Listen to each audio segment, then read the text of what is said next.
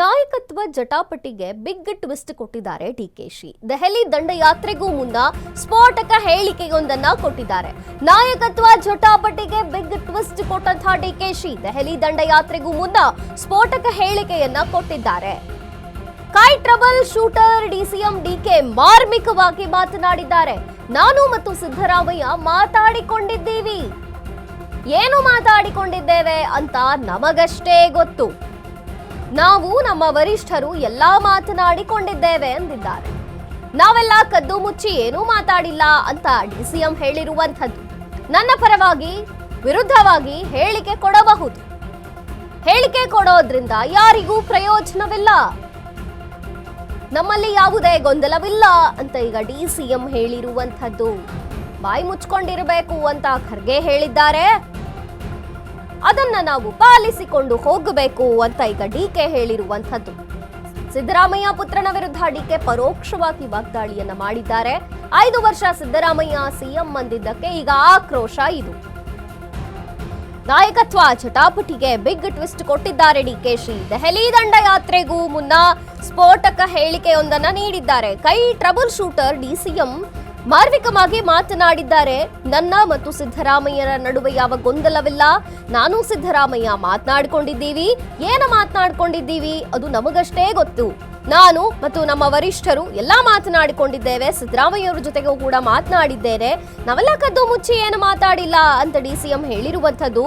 ನನ್ನ ಪರವಾಗಿ ಯಾರೇ ಮಾತನಾಡಬಹುದು, ವಿರುದ್ಧವಾಗಿಯೂ ಕೂಡ ಯಾರೇ ಹೇಳಿಕೆ ಕೊಡಬಹುದು.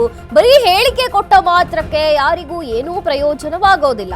ನಮ್ಮಲ್ಲಿ ಯಾವುದೇ ಗೊಂದಲ ಇಲ್ಲ ಅಂತ ಡಿಸಿಎಂ ಹೇಳಿರುವಂಥದ್ದೀಗ ಬಾಯಿ ಮುಚ್ಕೊಂಡಿರ್ಬೇಕು ಅಂತ ಹೈಕಮಾಂಡ್ ಹೇಳಿದ್ದಾರೆ. ಖರ್ಗೆ ಕೂಡ ಹೇಳಿದ್ದಾರೆ. ಸುಮ್ಮನಿದ್ದೀವಿ ಎಂದಿದ್ದಾರೆ.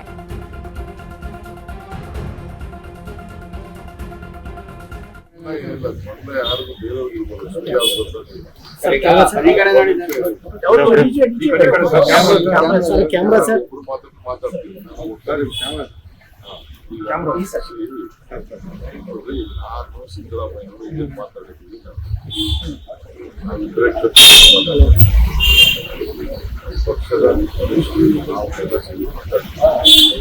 ಮಾತ್ರ ಬೇರೆಯವರೆಲ್ಲ ಇದಕ್ಕೆ ಶಿಕ್ಷಣ ತಗೊಳ್ಳೋದು, ಸ್ಟೇಟ್ಮೆಂಟ್ ಕೊಡೋದ್ರಿಂದ ಯಾವುದೇ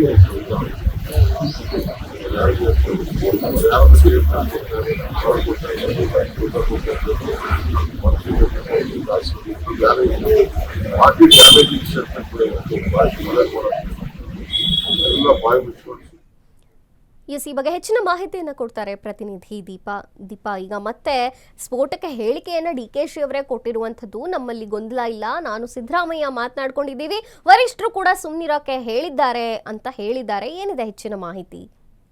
ಮಂಜರಿ, ಇದೀಗ ಕೊಟ್ಟ ಮಾತಿನ ವಿಚಾರವನ್ನ ಮತ್ತೊಮ್ಮೆ ಡಿಕೆ ಶಿವಕುಮಾರ್ ಪ್ರಸ್ತಾಪ ಮಾಡಿರುವಂತದ್ದು. ಪ್ರಮುಖವಾಗಿ ನಾವು ಏನು ಮಾತನಾಡ್ಕೊಂಡಿದ್ದೇವೆ ಅನ್ನುವಂತಹದ್ದು ಹೈಕಮಾಂಡ್ಗೆ ಗೊತ್ತು, ಮತ್ತೆ ಸಿದ್ದರಾಮಯ್ಯ ಅವರಿಗೆ ಗೊತ್ತು ಅನ್ನೋ ಮೂಲಕ ಮತ್ತೊಂದು ಬಾಂಬ್ ಅನ್ನ ಇದೀಗ ಡಿಕೆ ಶಿವಕುಮಾರ್ ಸಿಡಿಸಿದ್ದಾರೆ.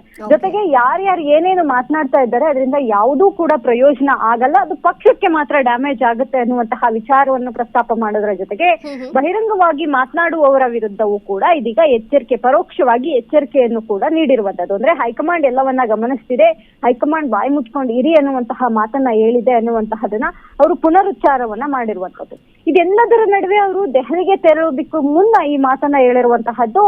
ಒಂದು ಅಂದ್ರೆ ಡಿಕೆ ಶಿವಕುಮಾರ್ ಈಗಲ್ಲ, ಮೊದಲಿನಿಂದ ಅಂದ್ರೆ ಅವರು ರಾಜಕೀಯಕ್ಕೆ ಬಂದಾಗಿನಿಂದಲೂ ಕೂಡ ಸುಮ್ನೆ ಎಲ್ಲೋ ಮಾತನಾಡುವಂತಹ ವ್ಯಕ್ತಿ ಅಲ್ಲ.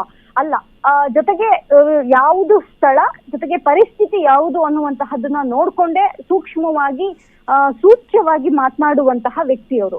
ಅದೇ ರೀತಿ ಇದೀಗ ದೆಹಲಿಗೆ ತೆರಳುವ ಮುನ್ನವೇ ಈ ಮಾತನ್ನ ಹೇಳಿರುವಂತಹದ್ದು ನೇರವಾಗಿ ಗೊತ್ತಾಗ್ತಾ ಇರುವಂತಹ ವಿಚಾರ.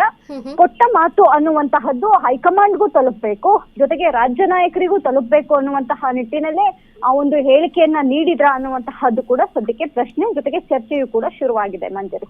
ಓಕೆ ದೀಪಾ, ಥ್ಯಾಂಕ್ ಯು ನಿಮ್ಮೆಲ್ಲ ಮಾಹಿತಿಗಾಗಿ. ಗೊಂದಲ ಏನೂ ಇಲ್ಲ, ಗೊಂದಲ ಬೇರೆಯವರಿಗಿರಬಹುದು. ಯಾರೇ ನನ್ನ ಪರವಾಗಿ ಹೇಳಿಕೆ ಕೊಡಬಹುದು ಅಥವಾ ವಿರುದ್ಧವಾಗಿ ಹೇಳಿಕೆ ಕೊಡಬಹುದು. ಹೇಳಿಕೆ ಕೊಟ್ಟ ಮಾತ್ರಕ್ಕೆ ಅದು ಯಾವುದೂ ಪ್ರಯೋಜನಕ್ಕೆ ಬರಲ್ಲ. ನಾನು ಏನು ಮಾತಾಡಿದ್ದೀನಿ, ಸಿದ್ದರಾಮಯ್ಯನವರು ಏನು ಮಾತಾಡ್ಕೊಂಡಿದ್ದಾರೆ, ನಮ್ಮ ಮಧ್ಯೆ ನಾವು ಏನು ಮಾತನಾಡ್ಕೊಂಡಿದ್ದೀವಿ ಅದು ನಮಗೆ ಮಾತ್ರ ಗೊತ್ತು, ಹೈಕಮಾಂಡ್ಗೆ ಗೊತ್ತು, ವರಿಷ್ಠರ ಜೊತೆಗೂ ಕೂಡ ನಾವು ಮಾತನಾಡಿಕೊಂಡಿದ್ದೀವಿ ಅನ್ನುವಂಥ ರೀತಿಯಲ್ಲಿ ಈಗ ಡಿಕೆ ಶಿವಕುಮಾರ್ ಅವರು ಹೇಳಿಕೆಯನ್ನು ಕೊಟ್ಟಿರುವಂಥದ್ದು.